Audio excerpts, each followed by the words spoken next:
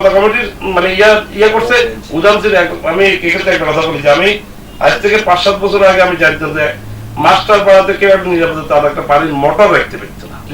আপনি নিজেও ওই এলাকার বাসিন্দা যে তারা মাদকটা পুরোপুরি নির্মূল করতে পারছে কিনা আমি জানি না, তবে এইটুকু আমি বলতে পারি যে ছিনতাই সন্ত্রাস এই জিনিসগুলো মানে আমার মনে হয় যে 90% ওনারা ইয়ে করতে, কিন্তু মাদকের বিরুদ্ধে আমরা 100% সফল হতে পারছেন কিনা এক্ষেত্রে আমার সন্দেহ আছে।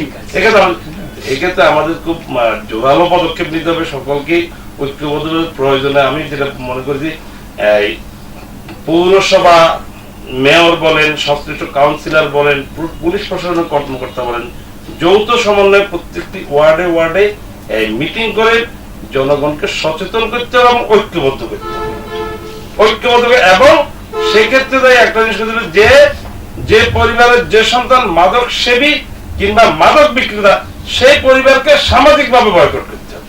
আপনার সাথে আমি একটু শেয়ার করতে চাই, সেটি হচ্ছে এটা যে আমার পরিবারের যে সকল সদস্য আছে তারা কোথায় যাচ্ছে, কি করছে, কখন ঘরে দিচ্ছে, কখন ঘরে অবস্থান করছে, কত সময় কাটাচ্ছে একটি রুমে, বাথরুমে গিয়ে সে কত সময় কাটাচ্ছে, কেন কাটাচ্ছে, আমরা যদি খুব ভালোভাবে সেটা দেখি এবং সেটা হাজব্যান্ড এন্ড ওয়াইফ শেয়ার করতে পারেন যে কেন আমার ছেলে ডিলে করছে, স্কুলে কেন আজকে যায়নি, স্কুল থেকে কেন লেটে আসছে, এগুলো যদি আমরা শেয়ার করি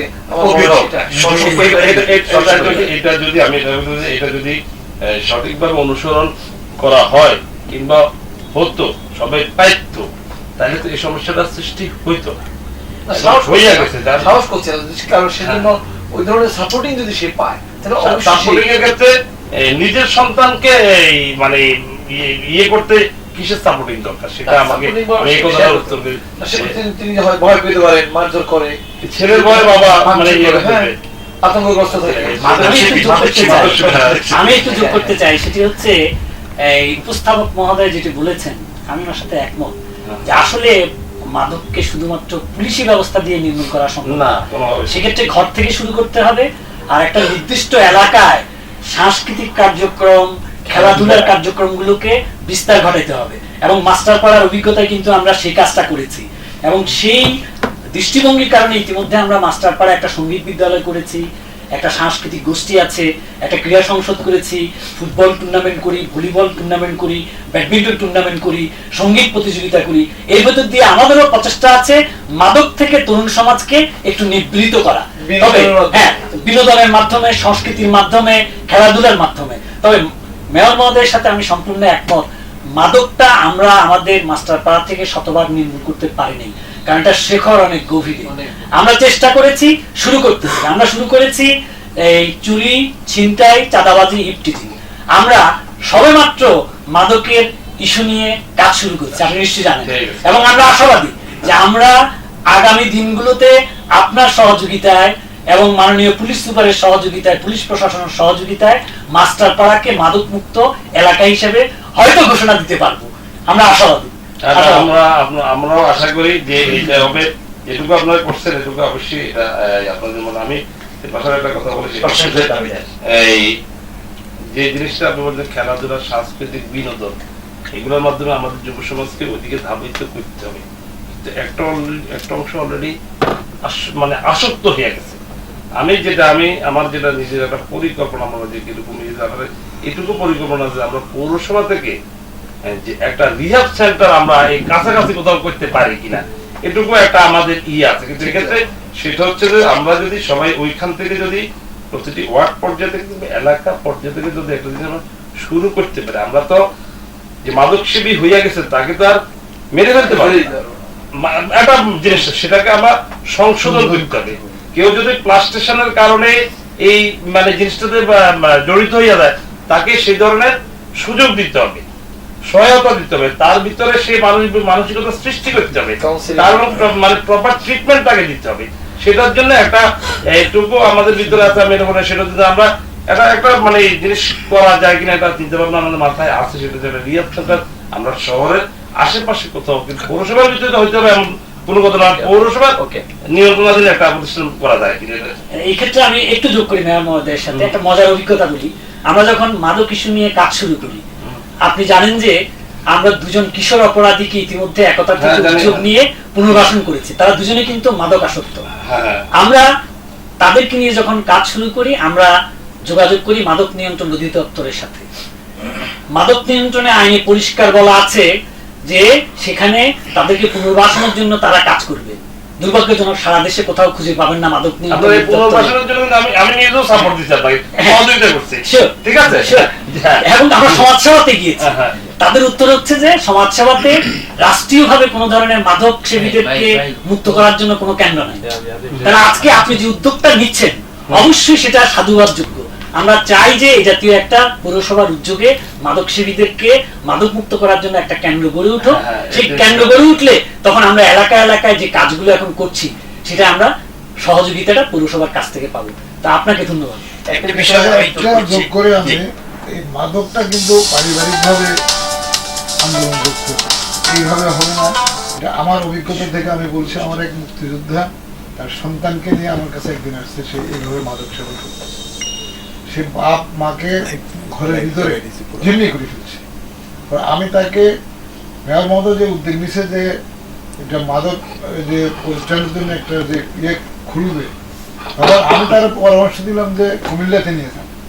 যদি এটা আমাদের পাশাপাশি নোয়াখালী পৌরসভা থেকে তাকে কুমিল্লা যেতে হতো না। ওই ছেলে 3 মাস ওই সেন্টারে ছিল, আসার পরে আবার সে পারিবারিকভাবে আবার সে মাদকের জন্য মানে পে করতে লাগলো, মা বাবার কাছে টাকা চাইতেছে। এবং ওই ভদ্রলোক আমার বাড়িতে এসে বললো যে সে গাঁওনি তাকে আক্রমণ করতে গেছে। এই বিষয়ে এটা সামাজিকভাবে যদি আন্দোলনটা যদি গড়ে না ওঠে, পারিবারিক এবং পরিবার থেকে আসতে হবে।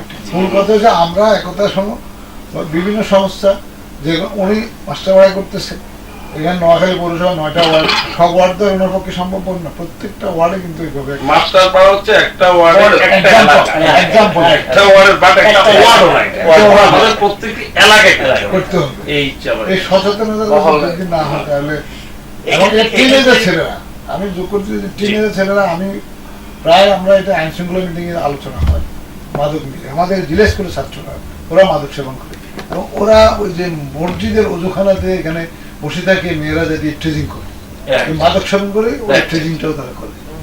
এটা আমরা প্রত্যক্ষ দর্শী। আমরা এটা নিয়ে আমরা আইন শৃঙ্খলা মিটিং এ এটা নিয়ে বহুদিন আলোচনা হয়েছে।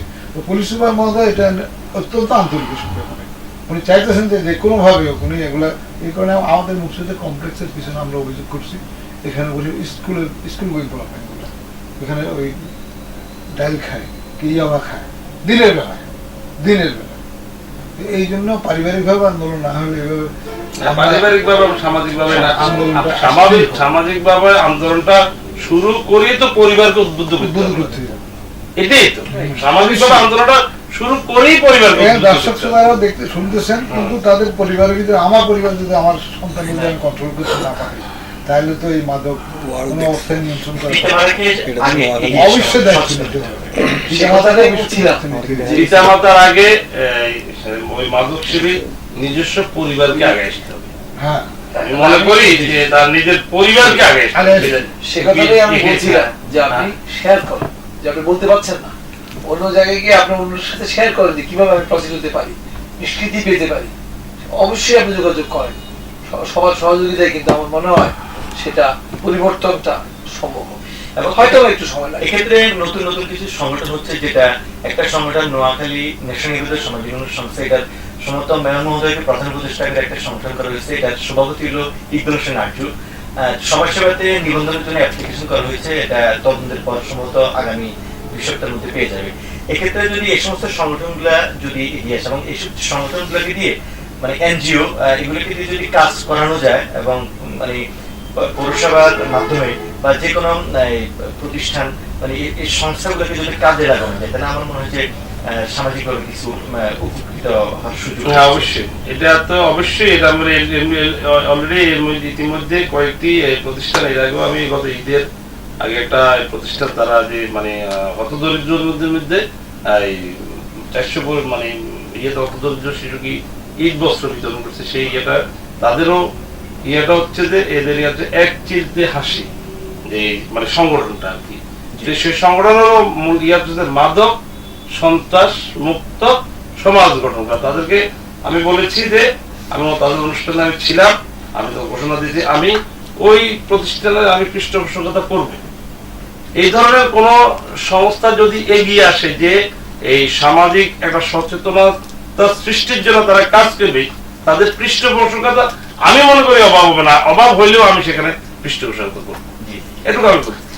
ম্যাম মহোদয়, এই যে পৌরসভার দিকে যে বৃত্তি, শিক্ষাবৃত্তি যেটা হচ্ছে আর কি, যেটা মানে হয়ে আসছে সবসময়, শিক্ষাবৃত্তি যেটা মানে নাগরিকদের এবং শিশুদের প্রতিভার বিকাশের লক্ষ্যে যেটা অনেকভাবে এটা কাজ হচ্ছে এবং কাজ করছে। শিক্ষাবৃত্তির পাশাপাশি যদি এই ধরনের কোনো ইয়ে হয়, যেমন সাংস্কৃতিক প্রতিযোগিতা পৌরসভার আয়োজনে কোনো শিশুদের প্রতিভা বিকাশের লক্ষ্যে স্কুল কলেজের ছাত্রছাত্রীদেরকে নিয়ে সাংস্কৃতিক প্রতিযোগিতাগুলো মানে আয়োজনের পৌরসভা এই ধরনের করা যায় কিনা? আমি বলি সেটা আসলে আমার আরেকটা বিষয় ম্যামের বলতে চাই যে সেটা হলো যে আমার মনে হয় যে নোয়াখালীর ইতিহাসে বিশেষ করে এই যে 2016-তে যে পৌর নির্বাচনটা হলো, সাংস্কৃতিক কর্মীরা কিন্তু সচরাচর নামে না, মানে কোথাও কিন্তু অ্যাক্টিভ হয় না, কিন্তু আমরা 2016 সালে কিন্তু সাংস্কৃতিক কর্মীদেরকে দেখেছি এবং দুই একটা সংগঠন তার শিল্পীদেরকে নিয়ে বেস করে হাতে হ্যান্ডমেক নিয়ে কিন্তু নেমে গিয়েছে, এবং এটা হয়তো মেয়র মহোদয় হয়তো জানেন না বা হয়তো কিন্তু নিজ উদ্যোগে এগুলো কিন্তু হয়েছে, তাই সাংস্কৃতিক কর্মীরা কিন্তু অবদান রেখেছে। এক্ষেত্রে এই যে মাদক সেবীদের কাছ থেকে মানে ওদেরকে অন্যত্র মানে তাদের দৃষ্টিভঙ্গিটা অন্যদিকে ঘুরিয়ে দেওয়ার লক্ষ্যে যে খেলাধুলা বা সাংস্কৃতিক প্রতিযোগিতাগুলা এই ধরনের আয়োজনগুলো পৌরসভার আয়োজনে হতে পারে কিনা?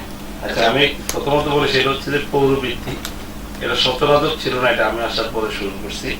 সেটা হচ্ছে যে আমার প্রথম নম্বর হচ্ছে আমি শিক্ষা, সংস্কৃতি, খেলাধুলা, এই যে আমি শিক্ষা অনুরাগী এবং ক্রীড়া অনুরাগী, আমি খেলোয়াড়ও ছিলাম, আমি শিক্ষার্থী ছিলাম এবং সংস্কৃতি বান্ধব তো অবশ্যই। আমি প্রথমত আমি কৃতজ্ঞ যে আমি এই নির্বাচনটাতে আমি দেখেছি যে সকল ক্রীড়া সংগঠনের লোকজন, সাংস্কৃতিক সংগঠনের লোকজন, মুক্তিযোদ্ধারা, বিভিন্ন সামাজিক সংগঠনের নতুন যার যার অবস্থান থেকে পৌর নির্বাচনে কাজ করতে, আমি অবশ্যই তাদের প্রতি কৃতজ্ঞ। আর সেটা হচ্ছে প্রথমত আশা করি যে জিনিসটাই, এবং সেটা হচ্ছে যে আমরা দেখি শিক্ষা প্রতিষ্ঠানে আমাদের ছাত্রছাত্রীরা যে অনেকেই আছে অত্যন্ত মেধাবী কিন্তু গরিব, মেধাবী এবং গরিব, যে কোনো ক্ষেত্রে হয়তো বা এই অর্থের অভাবে পড়াশোনা ঠিক মতো পড়াশোনা করতেছে, বাট অর্থের অভাবে প্রপারলি সেই পড়ালেখা করতে পারে। সেটা হাই স্কুলে গেছে, প্রাইমারিতে সরকারের বেশ কিছু আছে, হাই স্কুলে তবে সেটা হাই স্কুলে। তখন আমি চিন্তা করছি যে আমি প্রত্যেকটি স্কুলে প্রধান শিক্ষকের সাথে আলোচনা করছি যে আমি একটা বৃত্তি চালু করতে চাই, যেটা ওই স্কুলের গরিব এবং মেধাবী ছাত্ররা এই পৌরসভার এই অনুদান দিয়ে হয়তো বা কম হইতে পারে, অনুদান দিয়ে স্বামী দুইটা বই কিনতে পারে, তারা একটা টিউশন ফি দিতে পারে। সেটার জন্য আমি একটা অনুদানের এই প্রথা চালু করছি। সেটা হচ্ছে যে আমি নোয়াখালী পৌরসভার আওতাধীন 19টা হাই স্কুল এবং মাদ্রাসা মিলে 19টা স্কুলে 154 জন গরিব মেধাবী ছাত্রছাত্রীদেরকে এটা কোনো ভাওতা না আনে, আমি এটা কারণ কাউকে আমি এটা বলি হয়তো মনে হচ্ছে ছোট হয়ে যাবে, একটা বাচ্চা ছেলে সে মানে যদি বলে সাহায্য, এটাকে আমি বৃত্তি নামে তাদেরকে মানে চালু করছি। প্রত্যেকটা 1000 টাকা করে প্রতি মাসে 1,54,000 টাকা আমি এই শিক্ষার্থীদেরকে আমি অনুদান দিচ্ছি যে তাদের পড়ালেখা। আর সেটা হচ্ছে যে সংস্কৃতির যেটা বিষয়, এটা বিষয়টা আমি আমি সময় পেলাম কয়দিন, আমি এই কদিনে যে মানে জিনিসগুলো কারো রাস্তা কারো এটা কারো যে আমি যে কোনো সংস্কৃতি মানে আমি তো বলছি যে আমি গেছি যে সাংস্কৃতিক সংগঠনের বেশ একটা প্রোগ্রাম গেছে যে আপনারা উদ্যোগ গ্রহণ করেন, আমি না ঠিক আছে আমাকে উদ্যোগ গ্রহণ করে বলতে হবে যে আমরা কিন্তু অংশগ্রহণ করছি আপনাদের মানে বিভিন্ন সাংস্কৃতিক অনুষ্ঠানে, যে উদ্যোগ গ্রহণ করেন আমাকে কি সহযোগিতা করতে হবে, আমাকে কি আপনারা একটা সাংস্কৃতিক সংগঠন গুলো একটা মঞ্চে আসতে হবে। এটা কত গ্রুপ এটা একটা মঞ্চে আসতে হবে, মঞ্চে আসি আমাকে আমার বক্তব্য হচ্ছে যে আমি চাই সংস্কৃতির মাধ্যমে, খেলাধুলার মাধ্যমে, সামাজিক বিভিন্ন কর্মকাণ্ডের মাধ্যমে আমাদের এই সমাজ একটা ব্যতিক্রম ধর্মী যে সৃষ্টি অন্তত আমি বলি যে আমার সীমাটা হচ্ছে নোয়াখালী পৌরসভা, অন্তত আমি আগে এই পৌরসভার ভিতরে নিশ্চিত করার চেষ্টা করি।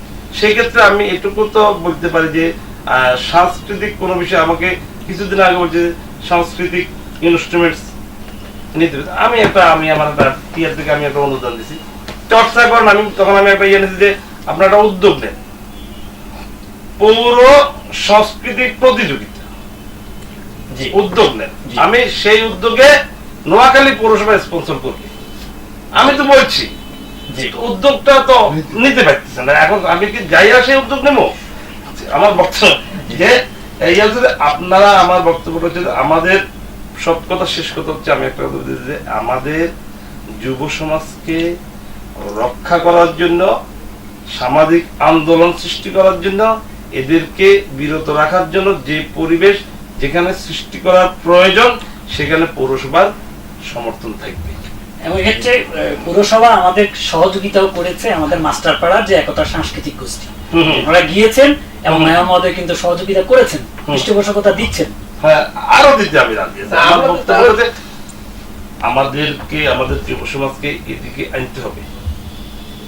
এখন 5 জনে মিলে সারা জীবন যদি এটা করে, 6 জন যদি না হয়, আপনি আনতে হবে তাদের, এদেরকে এখানে আকৃষ্ট করতে হবে, এই জায়গাতে একসাথে করতে হবে। আমরা আজকের এই অনুষ্ঠানের মাধ্যমে আমি বলবো, আমরা আহ্বান জানাবো যে একতা কমিউনিটি পুলিশিং যে ব্যবস্থা রয়েছে তারা কি পরিকল্পনা, কি কার্যক্রমটা করছে, আপনারা আসুন, ভিজিট করুন, দেখুন তাদের এই কি কাজগুলো করছে, আমরা করতে পারি কিনা।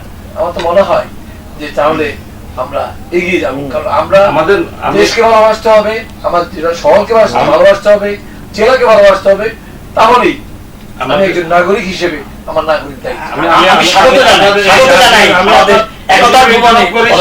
আমি বলি যেটা বাস্তবতা, আমি মেয়র হওয়ার পরে দেখছি, সেটা হচ্ছে যে এই আমাদের নোয়াখালীর মানুষ কিন্তু অনেকেই আছে যাদের নোয়াখালীতে করার মতো অনেক সামর্থ্য আছে এবং তাদের প্রবল ইচ্ছা শক্তিও আছে, শুধুমাত্র উদ্যোগ নেওয়ার অভাব। আমি যেটা দেখছি, আমি যেটা এখানে যে এখন আমি যে আমার এক দর্শক ভাই বলছে যে সেটা হচ্ছে সৌন্দর্য বর্ধনের বিষয়টা। আমি একটা জিনিস দেখছি যে আমি যদি পৌরসভা থেকে উদ্যোগ নিই সৌন্দর্য বর্ধনের জন্য, সেটা কয়েক কোটি টাকার ব্যাপার, যেটা আমার নিজস্ব পৌরসভা অর্থায়ন করবে।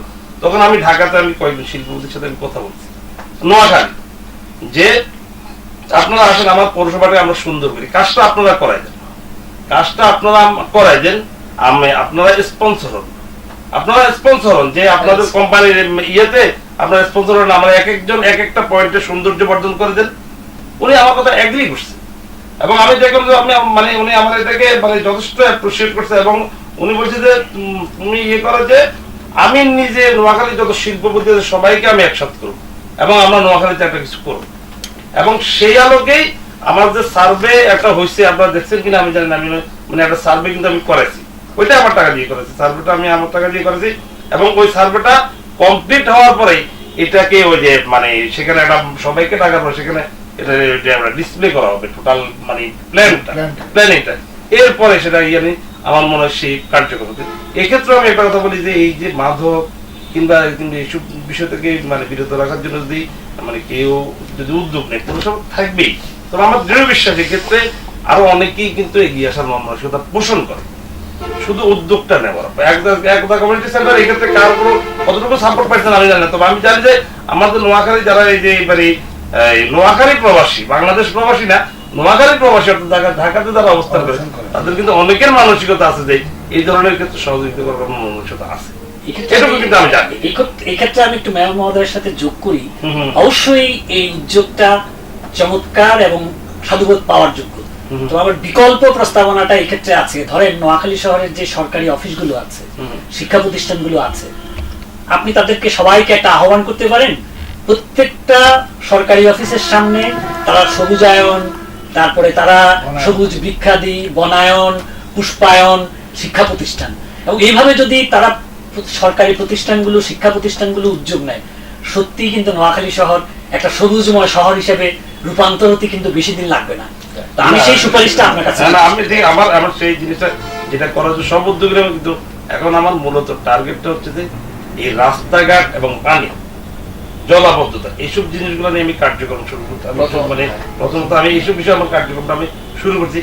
এটার ফাঁকে ফাঁকে আমি যতটুকু সময় আমি পাইতেছি, আমি যতটুকু ইয়ে করছি, সেটার ফাঁকে ফাঁকে আমি চেষ্টা করতেছি আস্তে আস্তে ইনভলভ করার জন্য আমাদের নোয়াখালী প্রবাসী যারা আছে এই তাদেরকে আমাদের উন্নয়নের বিষয়ে মানে সম্পৃক্ত করার জন্য এটুকু চেষ্টা আমার এটা অবশ্যই একটা গুরুত্বপূর্ণ হ্যাঁ, ছিল। এটাই আমার ইয়ে। আমি একটু শেয়ার করতে চাচ্ছি যে প্রসঙ্গ, সেটি হচ্ছে আসলে আমাদের অনেক বিষয় যে আমার মনে হয় শেষ হবে না, অনেক সম্ভাবনা সমস্যা সম্ভাবনা নেই। সেটি হচ্ছে দেখেন, পৌরসভার লাইট পোস্টে যদি লাইটটা না জ্বলে, এই ইনফরমেশনটা আমি পৌর নাগরিক হিসেবে কিন্তু পৌরসভাকে জানাতে হবে যে আমার এই লাইট পোস্টে ল্যাম্প পোস্টে ল্যাম্পটা জ্বলছে, আমার এই ড্রেনটা বন্ধ হয়ে যাচ্ছে, সেটি জানাতে হবে।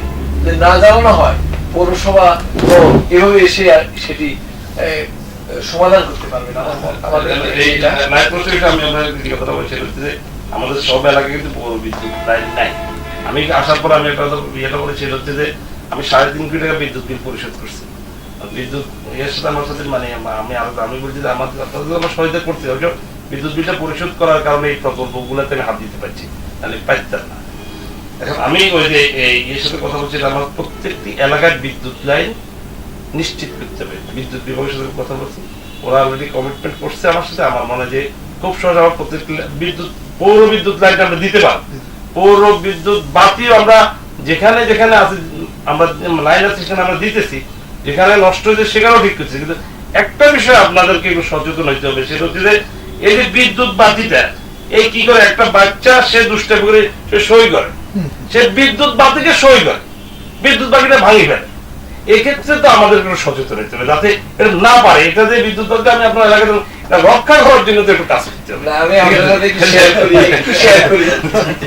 এটা আমার অভিজ্ঞতা থেকে আমি আপনাকে বলি। আপনি বাচ্চার কথা বলছেন, কিন্তু আমার রিসার্চে আমি যেটা দেখেছি সেটি হচ্ছে যারা চুরি করে তারা এই ওটাকে ভেঙে ফেলে। একটু শেয়ার করি, অনেক কাজের কথা বললাম যে আমাদের অনেক রাস্তা হচ্ছে কাইজেন একটা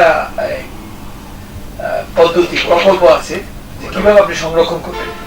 আপনার এখন আপনার সড়ক করলেন, সেখানে আপনার এই সড়কটি হচ্ছে 2 টন ক্ষমতা সম্পন্ন সড়ক, কিন্তু আমি আমার বাড়ির জন্য, বাড়ি নির্মাণের জন্য 3000 ইটা।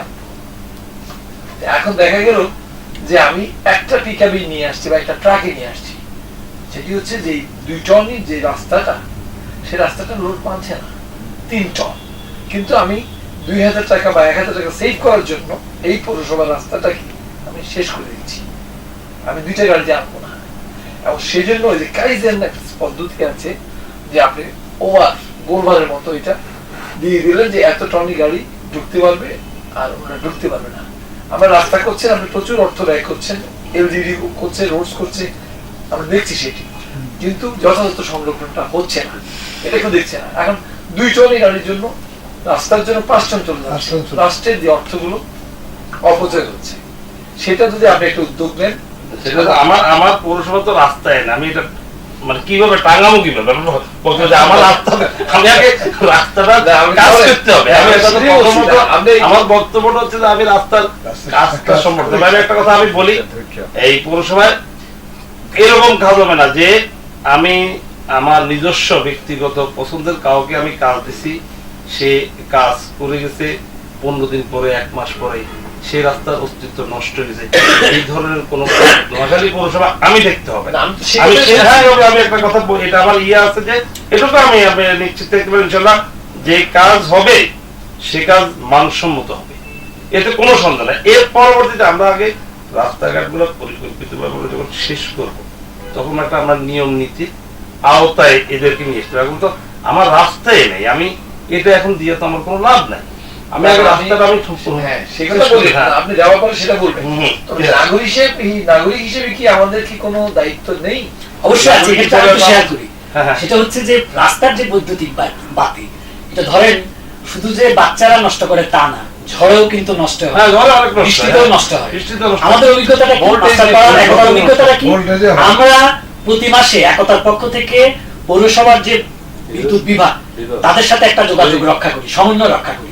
আমরা আমাদের যে কমিউনিটি পুলিশ, তারা প্রত্যেকটি পোস্টে প্রতি মাসে তারা মনিটরিং করে, কোথাও কোনো বৈদ্যুতিক পিলারে বাতি নষ্ট হয়ে গিয়েছে কিনা তারা সেটা নোট করে। নোট করার পর সেটা পৌরসভার সাথে যোগাযোগ করে, পৌরসভার সাথে যোগাযোগ করার পর প্রতি মাসে এসে পৌরসভার দায়িত্বপ্রাপ্ত লোকেরা কিন্তু প্রতিটা বৈদ্যুতিক বাতি আমাদের লাগিয়ে দিয়ে যায়। তার মানে পৌরসভা থেকে আমরা আমাদের এলাকার নাগরিকদের জন্য এই সেবাটা নিশ্চিত করতে পেরেছি, যেহেতু আমাদের একটা জন উদ্যোগ আছে, আমাদের একটা সামাজিক সংগঠন আছে।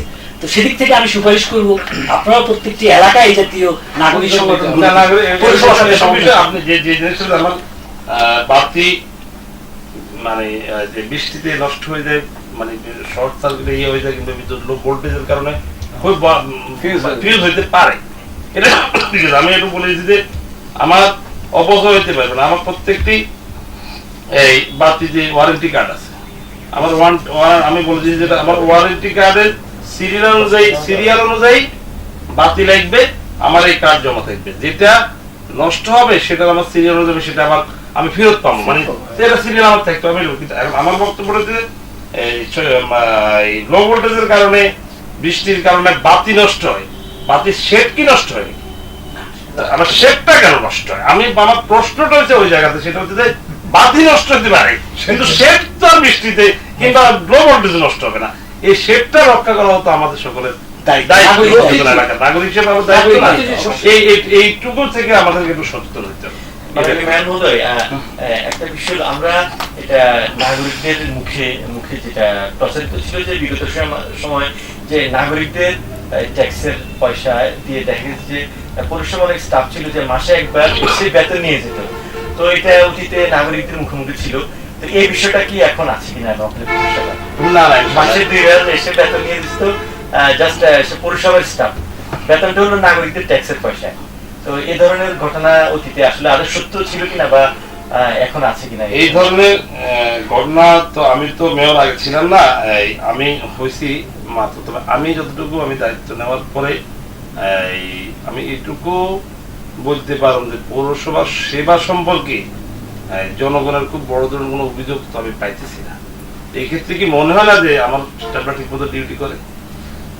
আমার মানে যে জিনিসটা যে আমি তো প্রত্যেক রুমের বসে থাকে কে কি করে, আমার বিভিন্ন সেক্টর আছে, বিভিন্ন সেক্টর থেকে সেবা দেওয়া হয়, এবং আমার তো এই পর্যন্ত আমার ধারণা আমি সেবার ক্ষেত্রে সেবার মান সম্পর্কে আমি খুব বড় ধরনের কোনো অভিযোগ পাই নাই। বিদায় আমি তো এরকম কোনো স্টাফে পর্যন্ত আমি রিপোর্ট পাই নাই। আমি আসার পরে যে 2 দিন আমার দায়িত্ব হইলে পারিবারিক সমস্যা থাকতে পারে, শারীরিক অসুস্থতা থাকতে পারে, সেটা আমার থেকে ছুটি নিয়ে মানে নিয়মতান্ত্রিক ভাবে আগের বিষয় অভিযোগ ছিল, নাগরিকদের এখনকার বিষয়ে কোনো অভিযোগ থাকলে আমি তো আগে যেগুলো হচ্ছে এগুলোর জন্য তো এই পরিবর্তনটা আসছে। আর আমার আমলে যদি এরকম না, তাহলে এরপর তো আরেকটা পরিবর্তন চলে আসবে, এটাই তো স্বাভাবিক কথা। আমার আমলে এই ধরনের অভিযোগ আছে কিনা? এখন পর্যন্ত নাগরিকরা এই ধরনের অভিযোগ করেনি। তবে আগের বিষয়টাতে নাগরিকদের অনেক ব্যথা বেদনা, যে না আমাদের ট্যাক্সের পয়সা দেখা গেছে যে মাসে একবার সে বেতন নিয়ে যেত পৌরসভার স্টাফ তালিকা। এই বিষয়গুলা মানে পত্রপত্রিকায় লেখালেখি হয়েছে, এটা নিশ্চয়ই আপনিও অবগত রয়েছেন যে এই বিষয়গুলো অনেক আলোচিত হয়েছে। একজন সাংবাদিক আছেন, তিনি নিশ্চয়ই জানেন যে বিষয়গুলা। তো এটা আসলে অত্যন্ত আমরা শুনছি, আমি তো দেখি নাই, এটা শোনা কথা। আমার শেষ কল, আমরা শেষ পর্যন্ত এসেছি। জি, সম্মানিত নাগরিক, হ্যালো, জি নাগরিক, সম্মানিত নাগরিক, টেলিভিশন বলতেছে, হ্যালো, জি আপনি আপনার টেলিভিশনের ভলিউম কমিয়ে আপনার মতামত প্রদান করেন। সম্মানিত নাগরিক, জি